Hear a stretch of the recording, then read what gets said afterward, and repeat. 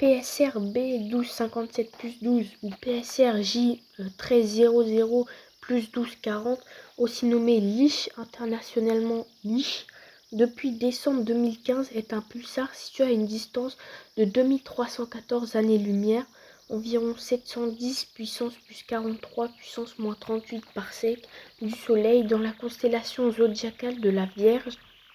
Il a été découvert en 1990 par l'astronome polonais Alexander Wolski, en même temps que le pulsar binaire PSR B1534+12 à l'aide du radiotélescope d'Arecibo. Leur découverte a été annoncée le 13 août 1993 par une circulaire de l'Union astronomique internationale. En continuant à étudier les mouvements de ce pulsar, Wolski découvrit en 1992 des anomalies qui l'amèneraient à conclure à l'existence de 2 planètes orbitant autour de l'étoile, les toutes premières planètes extrasolaires à être découvertes.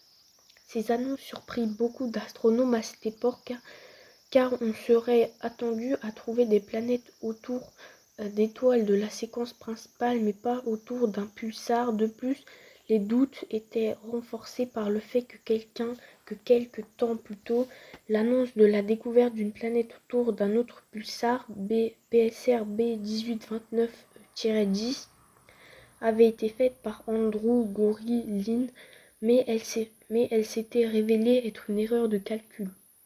Une troisième planète fut découverte un peu plus tard autour de PSR B1257+12, outre les 3 premières planètes qui ont été confirmées en 2007. On pense aujourd'hui que ce système planétaire pourrait abriter une 4e planète non confirmée, ainsi qu'une ceinture d'astéroïdes, voire l'équivalent d'une ceinture de Kuiper.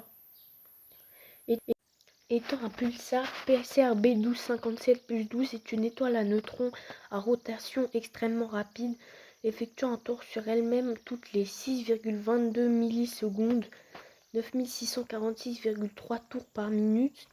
À une telle vitesse de rotation, la moindre perturbation par une planète orbitant autour du pulsar est facilement détectable et procure des informations d'une résolution et d'une précision très élevées. Ceci explique pourquoi c'est autour de PSR B1257+12 qu'on a pu détecter à grande distance des objets extrêmement petits de taille comparable à la Lune, voire à un astéroïde, si on les compare aux exoplanètes que l'on détecte classiquement autour d'autres étoiles qui ne sont pas des pulsars.